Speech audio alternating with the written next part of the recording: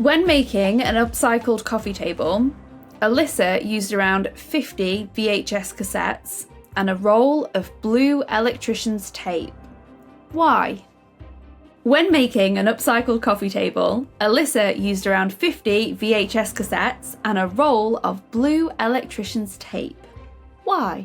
Was she making the legs? Did she take the center of the VHS tape? So did she stack the tapes on top, the VHS tapes, wrap them in electrical tape, and then like basically remove the center where, you know, you do the spinny thing, and then like pour resin in it or something to create a mold to then create the table legs? You have parts of that yes, parts of that no. Okay, so we at least have a direction to go in. And also the question was why? Like, this is lateral. There's going to be something special about why this is done instead of just, made a coffee table out of VHS cassettes. Are they movies that are home movies or relevant to her, or do the VHS tapes matter? The contents don't matter.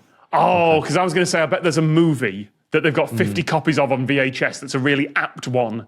I was really hoping that by the time I finished the sentence, I'd have a joke for which movie that might be that includes a coffee table. I've got nothing. American Pie. Sorry, he was a counter. Episode of Seinfeld. Is it more about the mold aspect and using the VHS and tape as a mold and stacking them together? Or is it... They aren't mold. Which part was I right on? There was a reason why the cassette tapes were used, not other stuff, and it wasn't to make a mold, but you were heading in a good direction, Abby. So do you think the tape was used to tie it together, or is it used because the circle looks like the circle in a VHS tape? The circle? Ooh. The circle of a VHS tape and the circle of a tape, it's the same circle. Yeah, that's true. The circle is important. Oh, the circle's important. See, circle's important. Okay, circle's important. Okay, because in my head, this was like a 5x10 grid of VHS tapes or something like that, where they're all kind of laid out. And What if she removed the white pits, the circles, and then she taped them together like a gear, and then like made it this cool thing on top with like resin?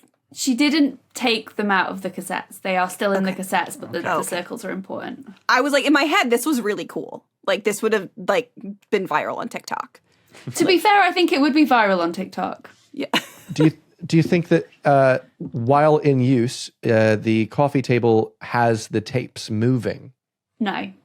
oh, that's a shame, because that would have been nice just to have like a gear at one end just to wind everything at the same time. That would have been sick. Is there some sort of like VHS-based joke here, like Be Kind Rewind or something like that ties it to the table? I'm trying to think what else that could be. The tape bull? Tape bull. There isn't like a phrase that links to it, but it's the cassette tapes are important visually. You said blue electrical tape.